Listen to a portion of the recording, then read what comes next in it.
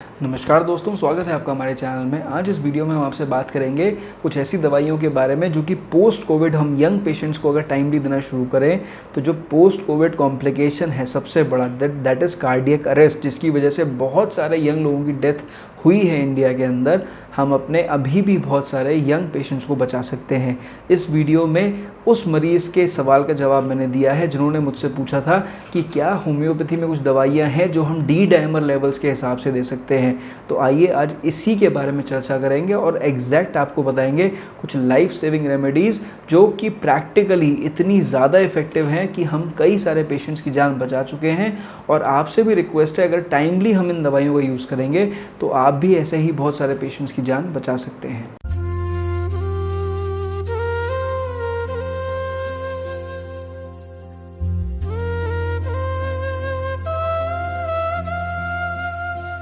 तो देखिए, post Covid complication में सबसे बड़ा कॉम्प्लिकेशन है कार्डियक अरेस्ट। और वो इसलिए होता है क्योंकि हमारी बॉडी में साइटोकिन स्टॉर्म ही इतना ज़बरदस्त होता है कि वो इतना ज़बरदस्त थ्रोम्बोसिस करता है हमारी आर्टरीज़ में कि हमारे कार्डियक आउटपुट जो है पेशेंट का वो ओवरलोड हो जाता है और पेशेंट कार्डियक अरेस्ट में चला जाता है। अब अगर इसे थोड़ी सी मेडिकल भाषा में समझाएं तो समझिए कि जो हमारे डी डाइमर लेवल्स हैं वो ये बताते हैं कि हमारे बॉडी में कोएगुलेशन लेवल कितना ज़्यादा है, यानी हमारे बॉडी में जो थ्रोम्बोसिस हो रही है आर्टरीज़ में, वेन्स के अंदर, वो कितनी ज़्यादा हो रही है। इसीलिए हम डी डाइमर का टेस्ट कोविड के पेशेंट्स में कराते हैं। अब जब आपका पेशेंट स्टेबल हो गया पोस्ट कोविड, उसकी ऑक्सीजन लेवल स्टेबल हो गई, डी डाइमर थोड़ा हल्का फुल्का बढ़ा हुआ है, लेकिन अब आपके पेशेंट को ऑक्सीजन सैचुरेशन की ज़रूरत नहीं है। अब patient is about to discharge,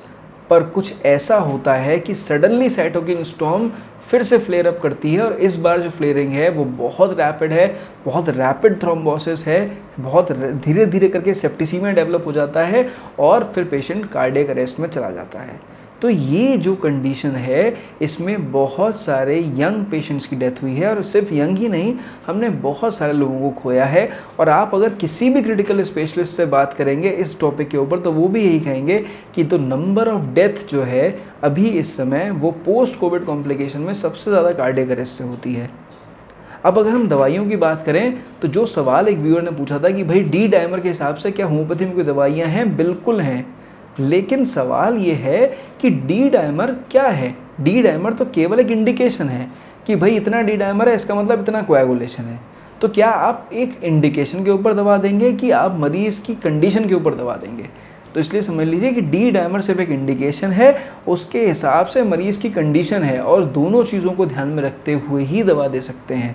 लेकिन इस तरह आप दवा अगर प्रेस्क्राइब करेंगे कि भाई डी डाइमर इतने से इतने के बीच में है तो ये दवा दे दो, इससे काम नहीं चलने वाला। इससे आप अपने पेशेंट की कंडीशन को ना तो स्टेबल कर पाएंगे ना मरीज़ को बचा पाएंगे। अब बात करेंगे दवाइयों की, तो देखिए सबसे इंपॉर्टेंट रेमेडी इस कंडीशन में जो होम्योपैथी के अंदर मौजूद है that is ammonium Causticum. Ammonium Causticum थोड़ी सी रेयर रेमेडी है, हालांकि कम इस्तेमाल होती है, लेकिन सिर्फ ऐसे ही पेशेंट्स की है जहां पर रेस्पिरेशन थोड़ा डिफ़िकल्ट हो रहा है, मरीज़ को सांस लेने में तकलीफ़ हो रही है, उसका हार्ट थोड़ा सा हल्का सा वीक हो रहा है, सांस लेने में तकलीफ़ है, गैस्पिंग फॉर एयर है कि मुझे सांस नहीं आ रही, ऑक्सीजन लेवल पेशेंट का सैचुरेशन ठीक है पर फिर भी मरीज़ कह रहा है मुझे सांस नहीं आ रही। तो ऐसी कंडीशन में अगर थ्रोम्बोसिस होने लग जाती है मरीज़ में तो दवा है यहाँ पर अमोनियम कॉस्टिकम।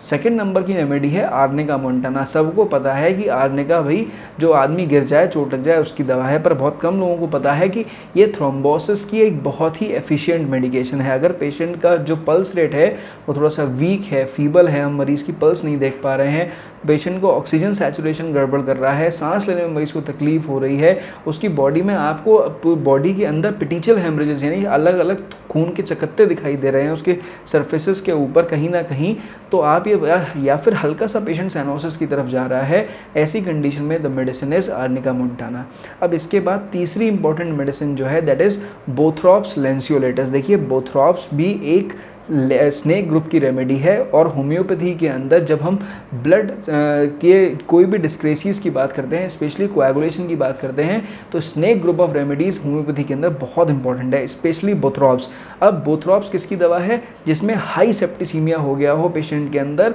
पेशेंट का पल्स रेट इतना ज़्यादा जो है बहुत ज़्यादा हाई पैल्पिटेशन हो रही है, पल्स रेट बहुत ज़्यादा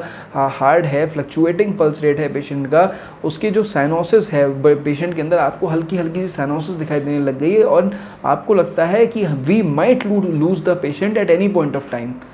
तो यहाँ पर जो दवाई है दैट इज़ बोथ्रोप्स लेंसियोलेटस, इस दवा को बहुत स्टॉलवर्ड्स ने कई बार दिया है और हमने कई बार सेमिनार्स में केसेस सुने हैं, खुद दे के देखा है। ये अगर हाई सेप्टिसीमिया कंडीशन है तो उसमें बेस्ट मेडिसिन है जो कि मरीजों की जान बचाती है। इसके अलावा एक और इम्पॉर्टेंट रेमेडी है क्रोटैलस हॉरिडस। अब ये क्रोटैलस हॉरिडस लो सेप्टिक कंडीशंस की दवा है। लो सेप्टिक कंडीशन मतलब जब शुरुआत होनी शुरू हो गई सेप्टिसीमिया की, पेशेंट का पल्स रेट जो है वो अभी नॉर्मल है, हल्का सा फ्लक्चुएटिंग है, कभी कभी कम भी आपको मिलेगा। जो पेशेंट की बॉडी है वो थोड़ी ठंडी सी महसूस होती है, हल्की हल्की साइनोसिस दिखने लग गई है, जो हार्ट का जो एक्शन है वो थोड़ा सा फीबल है, आपको प्रॉपरली हार्ट बीट इतने अच्छे से सुनाई नहीं दे रही है और पेशेंट जो है लेथार्जिक हो गया है, एग्जॉस्टिव हो गया है बिल्कुल। तो ये जो कंडीशन है जिसमें रेस्पिरेटरी ट्रबल भी हल्का हल्का साथ में है, उस लो सेप्टिक कंडीशन में जो दवा है दैट इज़ क्रोटैलस हॉरिडस। अब ये समझ लीजिए जितनी दवा मैंने आपको बताई हैं ये पर्टिकुलरली पेशेंट की कंडीशन के हिसाब से बताई हैं,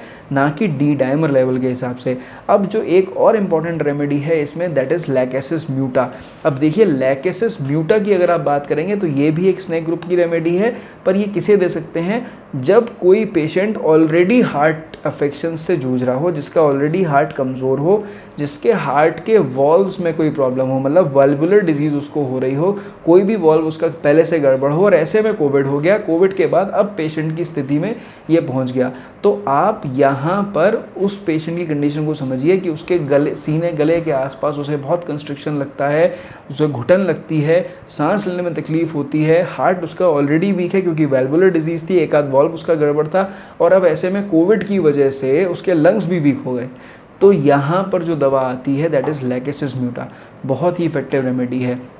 सबसे लास्ट में जो दवा है दैट इज़ एस्पिडोस्पर्मा, और आप सभी ने एस्पिडोस्पर्मा को ऑक्सीजन बढ़ाने की दवा की तरह इस्तेमाल कर लिया, जबकि वो दवा है कार्डियक अस्थमा की। और एस्पिडोस्पर्मा इस कंडीशन में जब पेशेंट की ऑक्सीजन लेवल्स कुछ हद तक मेंटेन हो चुके हैं, लेकिन अब डर ये है कि डाइडाइमर फॉल नहीं कर रहा और पेशेंट का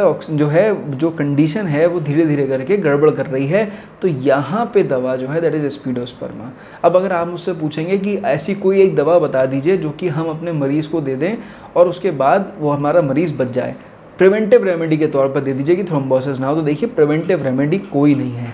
आपको मरीज़ की कंडीशन के हिसाब से ही दवा सेलेक्ट करके देनी पड़ेगी, क्योंकि यहाँ पर सिर्फ इंडिकेशन नहीं है कि डी डायमर बढ़ा है तो दवा दे दो, यहाँ पर पेशेंट की कंडीशन है उसके हिसाब से दवा देंगे तो आप अपने मरीज़ को बचा सकते हैं। और इन दवाइयों से